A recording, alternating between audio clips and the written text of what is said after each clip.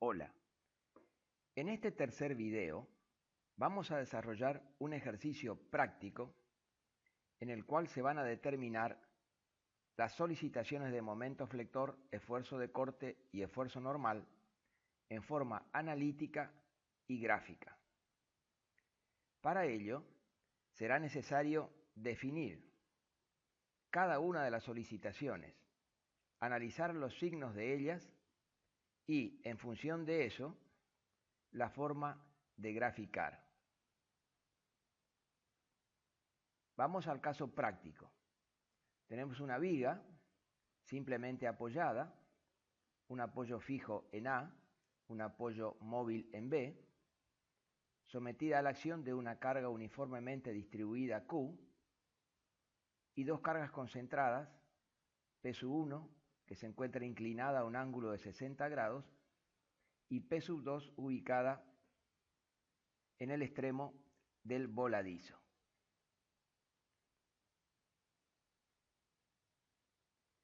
Existe una secuencia de cálculo que inevitablemente se tiene que respetar cualquiera sea el ejercicio práctico a analizar. En primer lugar, como se va a plantear un método gráfico, entonces hay que dibujar la viga en una determinada escala de longitud o escala de dibujo. En este caso, por ejemplo, la escala utilizada para el dibujo de la viga es de 0,50 metros por cada centímetro de dibujo. En segundo paso, es necesario descomponer las fuerzas inclinadas, si existieran sobre la viga, lógicamente, en una componente vertical y en una componente horizontal. Es decir, la carga P1, que se encuentra inclinada a 60 grados respecto a la horizontal, la debemos descomponer en una vertical, P1I, y en una fuerza horizontal, P1X. Hallamos los valores de cada uno, sabemos que tenemos que multiplicar por coseno y seno. Allí están los valores determinados de las componentes vertical y horizontal. Y una vez que determinamos dichas componentes, dejamos de trabajar con la carga inclinada para pasar a considerar las componentes vertical y horizontal. El siguiente paso es el cálculo de las reacciones de apoyo. Para este práctico lo vamos a considerar como que ya están calculadas las reacciones de apoyo en A y en B, ya que es un tema visto en otra unidad. Sí, debemos decir que para el apoyo A, que es fijo, tenemos una reacción vertical y una reacción horizontal, mientras que para el apoyo B, que es móvil, solamente una reacción RB de 24,93 kN. Calculadas las reacciones de apoyo, vamos al siguiente punto, que es un punto muy importante en el ejercicio, que es la ubicación de las secciones donde se deberán determinar las solicitaciones. Vamos a detenernos un poco en este punto. Las secciones donde necesariamente, es decir, sí o sí, se deberán determinar las solicitaciones son en los apoyos, donde se encuentra aplicada cargas concentradas, en el extremo de voladizos, si estos existieran naturalmente, y donde hay discontinuidad de cargas distribuidas. Vamos a ver casos donde se presentan estas cuestiones. Por ejemplo, en esta primer viga vamos a tener que determinar las solicitaciones en los apoyos, en el punto de aplicación de cargas concentradas y en el extremo del voladizo. En este segundo caso, vamos a determinar solicitaciones en A y en B, que son los apoyos, donde hay aplicadas cargas concentradas, C y D, en los extremos de voladizo. Vamos al tercer caso, Tenemos los apoyos, puntos de aplicación de cargas concentradas, y aquí aparecen el punto E y el punto F, donde existe una discontinuidad de carga distribuida. ¿Por qué? Porque, por ejemplo, en el punto F, la carga Q, que se venía desarrollando en la viga, termina y a partir de allí no existe más carga uniformemente distribuida. De manera que en el punto F es evidente que hay una discontinuidad de esa carga. Y lo mismo ocurre en la sección E. Entonces, en ambas secciones E y F se deben calcular las solicitaciones. Seguimos con otros casos. Vamos al caso de la primera viga. Tenemos apoyos A y B. En C, donde está aplicada la carga concentrada. En el extremo del voladizo D. Y donde hay discontinuidad de carga distribuida. Vemos que en E y en F hay una discontinuidad de carga por cuanto en ese tramo EF no existe carga Q, cuando en el resto existe. Vamos al segundo caso, en los apoyos, donde hay aplicadas cargas concentradas, C y D, extremo del voladizo E, y donde hay discontinuidad de carga, que serán en las secciones F y G.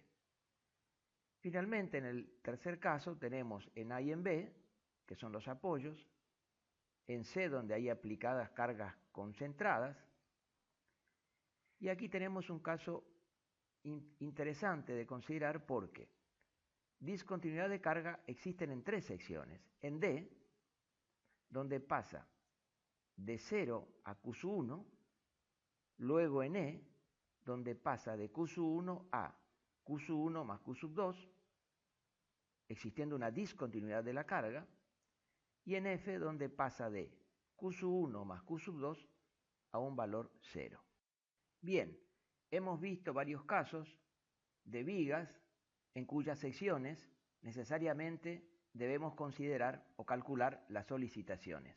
Volvamos al caso de nuestro ejercicio práctico.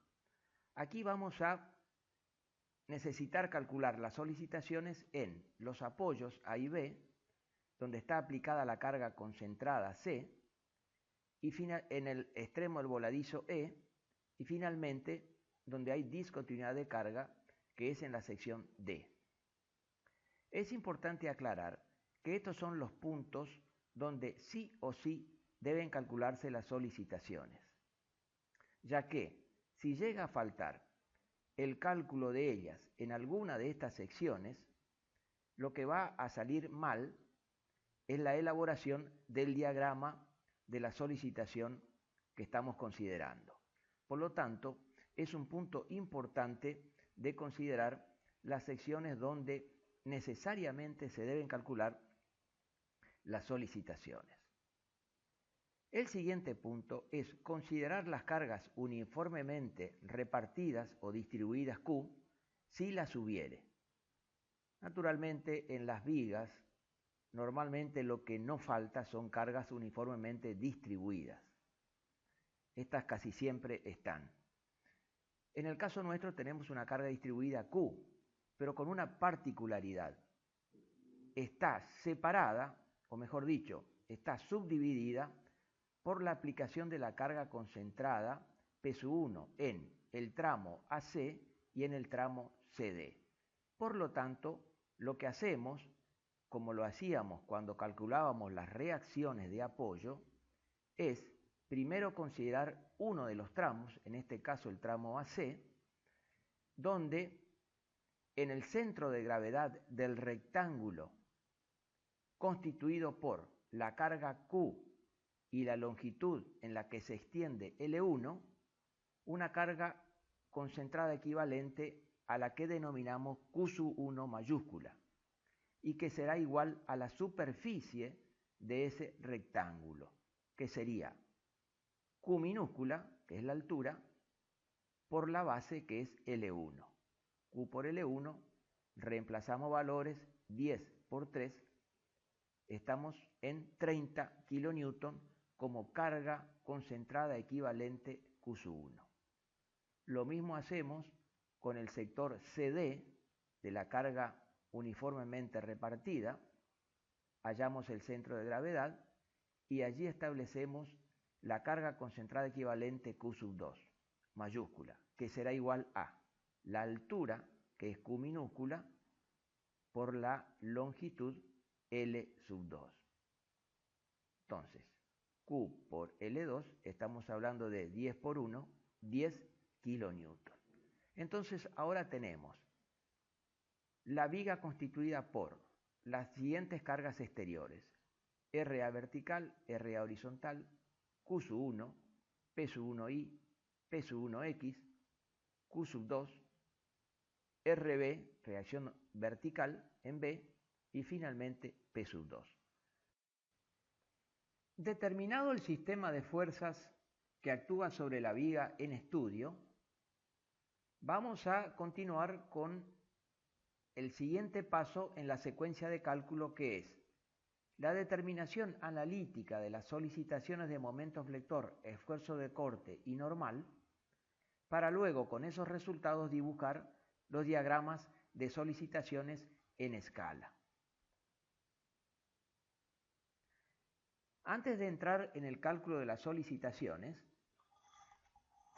debemos aclarar que, a efectos de mantener un orden en el cálculo, siempre se inicia el mismo en uno de los apoyos o donde digamos que nace la viga, en este caso en el apoyo A, luego se calcula en la sección C, en la sección D, B, y finalmente se llega al final de la viga en la sección E. Es decir, hay que mantener un orden para el cálculo de las solicitaciones, porque luego eso hace que sea menor la posibilidad de cometer errores. Vamos a comenzar con la primera de ellas, que es el cálculo del momento flector. Para eso vamos a leer primero la definición de momento flector, que la misma dice que se denomina momento flector en una sección MM cualquiera de la viga al momento estático respecto a dicha sección de todas las fuerzas exteriores, sean activas como reactivas, que actúan sobre la viga a la izquierda de la sección considerada. O bien, el momento flector puede ser el momento estático de las fuerzas exteriores que se ubican a la derecha de la sección considerada, pero en ese caso con el signo cambiado. Vamos a descifrar un poco esta definición. Dice que el momento flector en una sección cualquiera, siempre el momento flector se calcula en una determinada sección de la viga. Es el momento estático. Acuérdense que momento estático, cuando calculaban reacciones, era el producto de la fuerza por la distancia a esa sección. Entonces, es el momento estático de todas las fuerzas exteriores, aquí se incluyen las activas como las reactivas, que se ubican sobre la viga a la izquierda de la sección en estudio. Entonces, tomamos todas las fuerzas que están a la izquierda de la sección en cuestión, multiplicamos por la distancia a la misma y allí tenemos determinado el momento flector. Ahora bien, la definición también dice que podemos tomar las fuerzas que se encuentran a la derecha de la sección considerada, multiplicando cada una de ellas por la distancia a la sección. Pero en ese caso hay que cambiarle de signo. De manera que el resultado en cualquiera de los dos casos es exactamente el mismo. El momento flector se lo indica con la letra M mayúscula o bien MF, momento flector. La unidad, como es el momento estático, es decir, fuerza en kilonewton por distancia en metro, es decir, kilonewton por metro, kilonewton por centímetro, newton por metro, newton por centímetro, siempre es fuerza por distancia. Respecto al signo, vamos a volver en un instante Pero ahora vamos a la viga en cuestión. Comenzamos, como dijimos, con el cálculo del momento flector en la primera sección de la viga, en este caso, momento flector en A. Antes de realizar cualquier cálculo analítico, la primera pregunta que me debo formular es si voy a utilizar las fuerzas de la izquierda o las fuerzas de la derecha. En este caso particular, me conviene tomar las fuerzas de la izquierda, por la sencilla razón de que a la izquierda no hay fuerzas exteriores y por lo tanto el resultado es igual a 0. ¿Cómo se identifica en esta expresión que se han tomado en consideración las fuerzas de la izquierda? A través de este signo que me dice que la rotación o el momento es positivo cuando la rotación es igual al sentido de las agujas del reloj. Si volvemos a la filmina anterior, vamos a ver donde dice signo que es positivo, es decir, el momento flector es positivo, cuando tiende a hacer girar a la viga en el sentido de las agujas del reloj. Esto siempre y cuando estemos considerando las fuerzas de la izquierda para el cálculo. Si tomamos las fuerzas de la derecha, el sentido positivo será el inverso, es decir, cuando gire en sentido contrario a las agujas del reloj. Entonces, me decía el caso de los signos. Cuando gira en el sentido de las agujas del reloj, es positivo, siempre y cuando consideremos las fuerzas de la izquierda. Por lo tanto, como a la izquierda no hay fuerzas, el momento flector allí es igual a 0. Lo vamos a ver con un poquito más de precisión y de entendimiento para la siguiente sección. Pasamos de A a C. Y entonces tenemos el momento flector en C. Ubicado acá, me vuelvo a formular la misma pregunta. ¿Tomo las fuerzas de la izquierda o las fuerzas de la derecha? En el cálculo que ya está existente, yo he tomado las fuerzas de la izquierda. ¿Cómo se identifica eso? Nuevamente, con este sentido positivo igual al de las agujas del reloj. Entonces, quiere decir que cada uno de los momentos estáticos que participen en el cálculo del momento flector en C van a tener el signo correspondiente con este giro. Entonces, por ejemplo, va a ser, primero, ¿qué fuerzas tengo a la izquierda de C? RAB, Q1 y RA horizontal. Acá debemos hacer una aclaración de que las fuerzas horizontales aplicadas en el eje de la viga no generan momento flector. ¿Por qué? Como el momento flector es fuerza por distancia, y esta fuerza horizontal está aplicada en el centro de gravedad de la sección transversal de la viga, evidentemente la distancia es nula. Y por lo tanto, si bien la fuerza existe, la distancia es igual a 0 y por lo tanto el momento generado por la fuerza horizontal es igual a 0 también. Por eso, las únicas fuerzas que participan en el cálculo del momento flector en C, ubicadas a la izquierda de esa sección, son RA vertical y Q1, multiplicándola cada una de ellas por su distancia a C. Entonces tenemos RAB por la distancia a C, que es L1, y Q1 por la distancia AC, que es L1 sobre 2. ¿Por qué? Porque Q1 está ubicada en el centro de gravedad de este rectángulo que se desarrolla entre A y C, es decir, en la mitad de la distancia. Si vamos a la expresión de momento flector, tendremos entonces RA vertical por L menos Q1 por L1 sobre 2. En este caso en particular, a Q1 lo reemplacé por Q minúscula por L1, pero eso ustedes ya lo tienen calculado en esta expresión. Por eso acá tienen que tomar directamente el valor de Q1 mayúscula. Son las dos fuerzas, otras no hay, por lo tanto tenemos acá el signo igual. Veamos los signos utilizados. Dijimos que cuando tomamos las fuerzas que están a la izquierda, el sentido positivo coincide con el de las agujas del reloj. Muy bien. RAB va a tender a girar a la viga en este sentido, igual al de las agujas del reloj. Por lo tanto es positivo. Entonces, RAB por L1, positivo. En cambio, Q1, que es una fuerza vertical hacia abajo, tiende a hacer girar la viga en este sentido, respecto al punto C. Y este sentido es contrario al de las agujas del reloj. Por lo tanto es negativo su signo.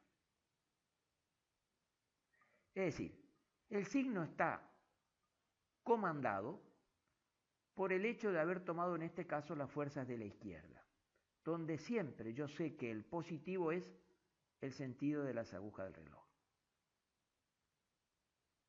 Luego, cada momento estático de cada una de las fuerzas participantes tendrá su propio signo según sean iguales al de las agujas del reloj, positivo, o contrario al de las agujas del reloj, negativo, como ocurre en el caso de Q1. Reemplazando los valores, el resultado es 29,79 kilonewton por metro positivo. Este signo positivo, que es el resultado de este momento flector, interesa para el posterior dibujo del diagrama de momento flector, que vamos a ver en el punto siguiente. Bien, una vez determinado el momento flector en C, paso al siguiente punto, que es la sección D. Entonces digo, momento flector en D. Estando ubicado aquí, nuevamente me pregunto si tomo las fuerzas de la izquierda o las fuerzas de la derecha. Para el caso de este práctico ya calculado, fíjense que en el círculo rojo aparece nuevamente el sentido positivo coincidente con el de las agujas del reloj. ¿Qué quiere decir? Que yo he tomado para calcular las fuerzas de la izquierda. Entonces, el cálculo allí sería RAB por L1 más L2. Luego, Q1 por L1 sobre 2 más L2. Luego tengo P1I por su distancia, que es L2. Y finalmente tengo Q2, que sería Q2 por la distancia AD, que es la mitad de L2, porque esta fuerza está ubicada en el baricentro del rectángulo CD. Fíjense por otro lado que la única que va a tener sentido positivo es RAB por L1 más L2, porque va a tender a girar a la viga en este sentido, coincidente con el de las agujas del reloj. En cambio, Q1, P1I y Q2 van a hacer girar la viga en este sentido, contrario a las agujas del reloj. Por ello, cada uno de los momentos estáticos de esa fuerza será negativo. Y eso se refleja en esta expresión analítica, ¿cierto? Donde tenemos RAB por la distancia positivo, menos Q1 por la distancia negativa, menos Q2 por su distancia negativa y menos P1I por su distancia también negativa. Reemplazando valores, de acuerdo a los datos del ejercicio, vamos a tener que el resultado allí es 2,39 kilonewton por metro positivo también. Una vez ya determinado el momento flector en D, paso a la sección B. Entonces voy a la siguiente sección. Allí, ubicado, me formulo nuevamente la misma pregunta. ¿Qué tomo, las fuerzas de la izquierda o las fuerzas de la derecha? Fíjense que en este caso, para el cálculo, yo he tomado las fuerzas de la derecha. ¿Por qué? Porque a la derecha de la sección B, la única fuerza existente es P sub 2. Mientras que a la izquierda, las fuerzas existentes son RAB, Q sub 1, P sub 1i y Q sub 2. Es decir, tengo 4 fuerzas contra solo una de la derecha. Entonces, el cálculo será mucho más sencillo si utilizo esta única fuerza por la distancia que es L3. Recuerden siempre que el cálculo más sencillo es el que induce a la menor cantidad de errores. Por lo tanto, la decisión de tomar fuerzas de la derecha o de la izquierda para el cálculo del momento flector es exclusivamente del calculista, es decir, de la persona que está haciendo el cálculo. No hay ninguna regla fija ni ninguna exigencia de tomar las fuerzas a la izquierda o a la derecha. Es una cuestión de conveniencia para el cálculo numérico. Pueden haber quienes tomen siempre la fuerza de la izquierda, pero lo racional sería que depende de la sección donde estén considerando el momento flector, se determine si es más conveniente tomar las fuerzas de la derecha o las fuerzas de la izquierda. En el caso de la sección B, repito, conviene tomar las fuerzas de la derecha. Ahora bien, el único cuidado que tienen que tener en ese caso es cambiarle el signo. Es decir, si yo tomo las fuerzas de la derecha, fíjense, el sentido positivo, que es el que está dentro del círculo rojo, el sentido positivo es contrario a las agujas del reloj.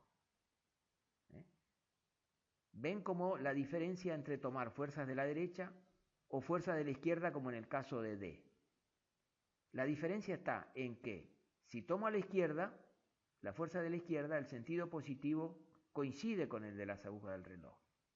En cambio, si tomo las fuerzas de la derecha, como en el caso de la sección B, el sentido positivo es contrario al de las agujas del reloj. Entonces, ¿qué pasa en este caso? El momento es P sub 2 por L3, que va a tender a girar a la viga en este sentido. Y este sentido, fíjense, es contrario al sentido positivo de las fuerzas de la derecha. Por eso es que ese producto tiene signo negativo en la expresión analítica.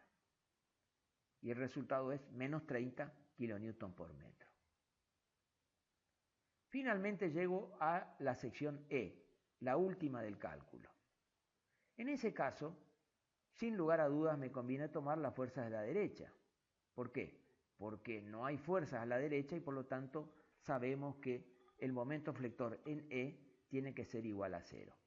Efectivamente, si ustedes se fijan, momento flector en E igual a 0. Este sentido positivo, contrario a las agujas del reloj, me indica que yo tomé para calcular las fuerzas ubicadas a la derecha. Entonces, antes de pasar a la parte gráfica del momento flector, porque aquí ya hemos terminado con el cálculo analítico, ya que lo hicimos en todas las secciones predeterminadas, hacemos la aclaración de que el cálculo del momento flector se realiza o con las fuerzas que están a la izquierda de la sección o con las fuerzas que están a la derecha de la sección. En cualquiera de los dos casos, el resultado es exactamente el mismo. Ahora bien, la decisión de tomar las fuerzas de la izquierda o las fuerzas de la derecha para el cálculo depende exclusivamente de la decisión del calculista, es decir, de la persona que está resolviendo el ejercicio. Lo conveniente sería que se tome la menor cantidad de fuerzas posible o existentes, sean que estén a la derecha o sean que estén a la izquierda. Y el cuidado que hay que tener es que si se toman las fuerzas de la izquierda, el sentido positivo coincide con el de las agujas del reloj. Si se toman las fuerzas que están a la derecha, el sentido positivo es contrario al de las agujas del reloj. Esa es la diferencia que el calculista tiene que tener mucho cuidado. Por otra parte, antes de pasar a la parte gráfica, les voy a mostrar un gráfico, o mejor dicho, una tabla resumen, donde vamos a ir viendo el cálculo de cada una de las solicitaciones. Por ejemplo, en este caso la solicitación de momento flector. La expresión matemática, ¿cuál es? Fuerza por distancia, momento estático. Y la sumatoria significa que es el momento estático de todas las fuerzas, ya sea que estén a la izquierda o la fuerza que estén a la derecha de la sección considerada.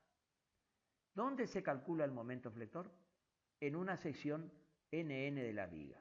O sea, la sección A, en la sección B, en la sección C, etc. Si tomamos la fuerza de la izquierda para el cálculo, el positivo, el signo positivo es el que corresponde al sentido de las agujas del reloj. Si tomamos las fuerzas que están a la derecha de la sección, el sentido positivo es el contrario a las agujas del reloj. Y finalmente tenemos la parte gráfica que me indica que si el resultado del momento flector es positivo, se dibuja abajo del eje de la viga. Si el resultado es negativo, se dibuja desde el eje hacia arriba. Entonces, en esta tabla resumen están los distintos pasos o las distintas consideraciones que el calculista debe tener en cuenta para determinar el momento flector. Son simplemente 3 o 4 pasos que hay que hacerlos con cuidado y que con la práctica es muy sencillo de resolver. Vamos ahora a pasar al gráfico o a la determinación del diagrama de momento flector. Tenemos allí dibujada nuestra viga en escala, en una escala de dibujo. Vamos a colocar los valores obtenidos del cálculo analítico. Vamos a dibujar el eje de la viga. Y en primer punto tenemos que determinar la escala de momento flector para poder dibujar el diagrama. En este caso, la escala adoptada es de 10 kN por metro, igual a 1 centímetro en el dibujo. Entonces, el momento flector en A es igual a 0, quiere decir que coincide con el eje de la viga. El momento flector en C es 29,79 kN por metro positivo, por lo tanto se dibuja desde el eje hacia abajo. El momento flector en D es 2,39 kN por metro positivo, es decir, desde el eje hacia abajo. Es un valor muy pequeño, mientras que el momento flector en B es negativo 30 kN por metro, por lo tanto se dibuja desde el eje hacia arriba. Y finalmente, en el punto E, el valor del momento flector es igual a 0. Aquí hay que hacer una consideración para dibujar. En aquellos tramos de la viga donde no existan cargas uniformemente distribuidas, el diagrama de momento flector es una recta. Así ocurre entre las secciones D y B y entre B y E. Es decir, en los sectores de la viga donde no hay carga uniformemente distribuida, el diagrama es una recta. Por lo tanto, vamos a trazar esas rectas. Entonces, a partir de los puntos señalados de momento flector, trazamos las rectas correspondientes. Pero donde hay carga uniformemente distribuida, que es entre las secciones A y C y entre C y D, fijémonos, entre A y C y entre C y D, el diagrama ya no es una recta, sino pasa a ser una curva, y particularmente una parábola de segundo grado. para cuya construcción gráfica se requiere conocer el valor de lo que se denomina la flecha F. La flecha es igual siempre a Q por L al cuadrado dividido 8, donde L es la longitud del tramo considerado. Veamos qué significa la flecha. Si tuviéramos una viga simplemente apoyada con una carga Q en todo su tramo, es decir, en toda la luz L, e hiciéramos el diagrama de momento flector, este sería una cosa así como está dibujada en el color azul. El punto de máxima amplitud entre la cuerda, que es el eje de la viga, y la curva, es este ubicado en el medio. Ese momento flector, que es el máximo para este caso, es lo que se denomina flecha de la parábola, que es esta marcada en azul, y que siempre vale Q por L al cuadrado dividido 8. Es decir, si ustedes obtuvieran el momento flector en este punto del medio, el resultado es que ese momento flector vale Q por L cuadrado sobre 8. Y a eso se le denomina la flecha de la parábola. Entonces, siempre para construir una parábola se necesita conocer previamente la flecha. Y la flecha siempre vale Q por L cuadrado sobre 8. Veamos en nuestro caso. Tenemos por un lado una flecha F1, que va a ser la parábola que vamos a dibujar entre A y C. Por lo tanto, esa flecha valdrá Q, que es el valor de la carga uniformemente distribuida, por L1 al cuadrado, porque vamos a dibujar la flecha, la parábola entre A y C, L1 al cuadrado sobre 8. Si reemplazamos valores será 10 por 3 al cuadrado sobre 8 igual 11,25 kilonewton por metro. ¿De qué manera? Obtenida la flecha ya tenemos que dibujar la parábola, es decir, la curva. ¿Cómo se hace el dibujo de una parábola? Primero, se unen los puntos iniciales a través de una recta auxiliar. Entonces unimos A con C. En el punto medio de esa recta auxiliar, trazamos hacia abajo el valor de la flecha F1. Y ese trazo lo hacemos siempre en escala. Es decir, si esta escala es 10 kilonewton por metro, 1 centímetro, y el valor de la flecha F1 es 11,25 kilonewton por metro, evidentemente esta recta va a valer 1,125 centímetros. Es decir, tengo que dividir el valor de la flecha por la escala de momento. Una vez trazada una vez la flecha, trazo otra vez la flecha, de manera de hacerlo 2 veces seguida. Una vez que tengo trazada la segunda flecha, uno el punto A con ese punto surgido de la segunda flecha y uno ese segundo punto con C. Ambos segmentos constituidos los divido en partes iguales. Por ejemplo, en 3 partes y en 3 partes. Siempre la cantidad de partes tiene que ser la misma.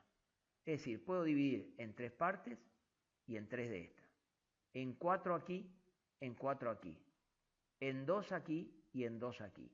Es evidente que cuanto más divisiones le hagamos, más precisión vamos a tener luego en la curva, en el trazo de la curva. Pero para los prácticos de rigor, con 3 divisiones entiendo que es suficiente. Una vez que tenemos las divisiones ya marcadas, vamos a unir esas divisiones en forma cruzada. ¿Qué quiere decir? La primera división a partir de A, la uno con la segunda división a partir de C. Por eso dice que es cruzada. Luego, la segunda división a partir de A, la uno con la primera división a partir de C.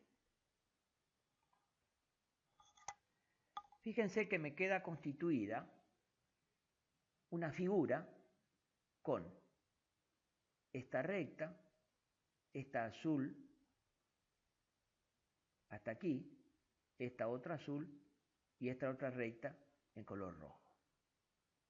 A través de un curvilíneo trato de trazar una curva tangente a ambas rectas recién identificadas. De esta manera. Esa será la parábola cuya flecha es F1 entre A y C, donde esta es la flecha F1.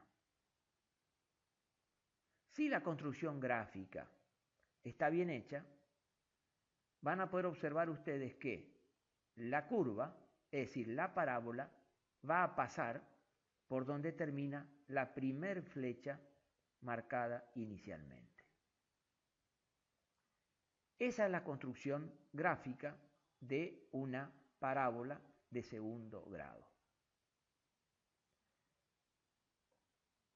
Luego tengo otra parábola entre C y D, para lo cual voy a tener una segunda flecha, que va a ser la flecha F2, donde, si bien el valor de Q va a ser el mismo, lo que difiere es el valor del L, puesto que la distancia entre C y D es diferente a la distancia entre A y C. Entonces, en este caso va a ser Q por L2 al cuadrado sobre 8. 10 por 1 al cuadrado sobre 8 es 1,25 kilonewton por metro. Evidentemente, como la separación entre C y D es mucho más pequeña que entre A y C, la parábola resultante entre C y D tendrá una curvatura mucho menor que la parábola entre A y C. En este caso, como es difícil trazar la parábola en este gráfico, directamente he tendido la curva sin hacer la construcción gráfica como en el caso anterior.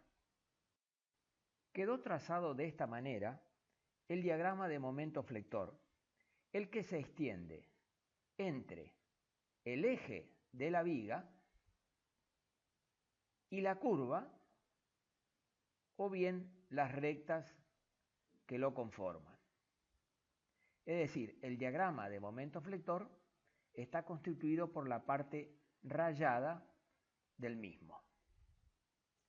Voy a remarcar dos cuestiones referidas a este diagrama de momento flector.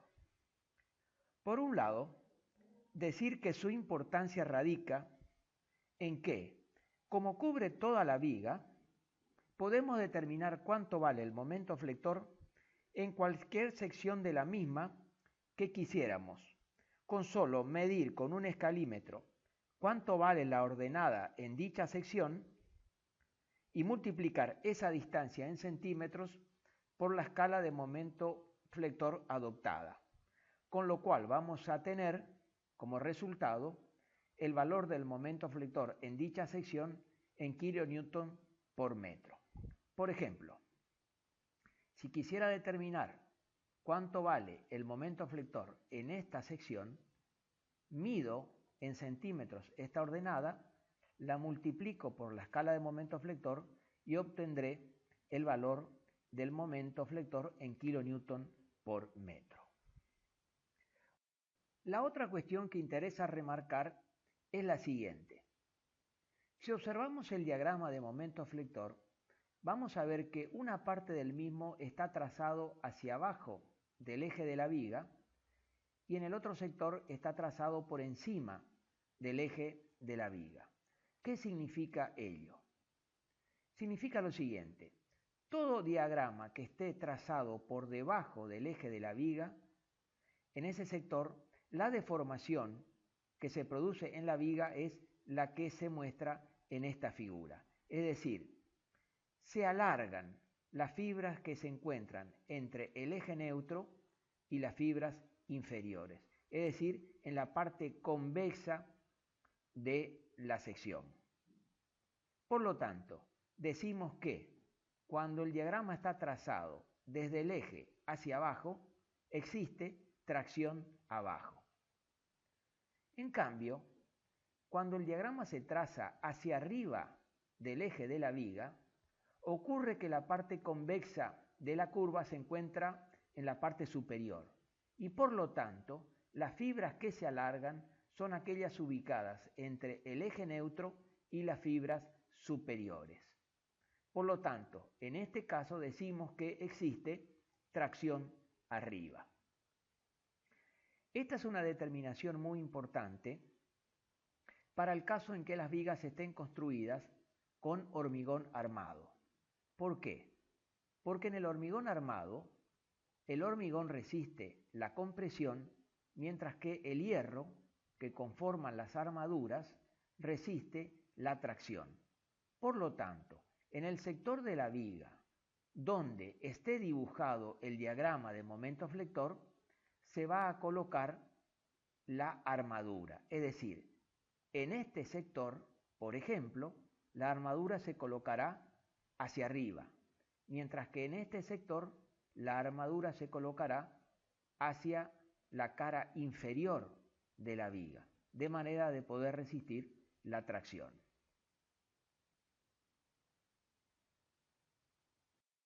Hasta aquí todo lo relacionado con la solicitación momento flector.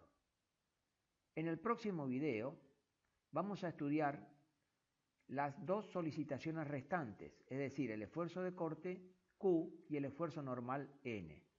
Asimismo, vamos a calcular cuánto vale el momento flector máximo de este diagrama y dónde se encuentra ubicado el mismo. Una determinación muy importante por cuanto a partir del momento flector máximo se dimensiona finalmente esta estructura.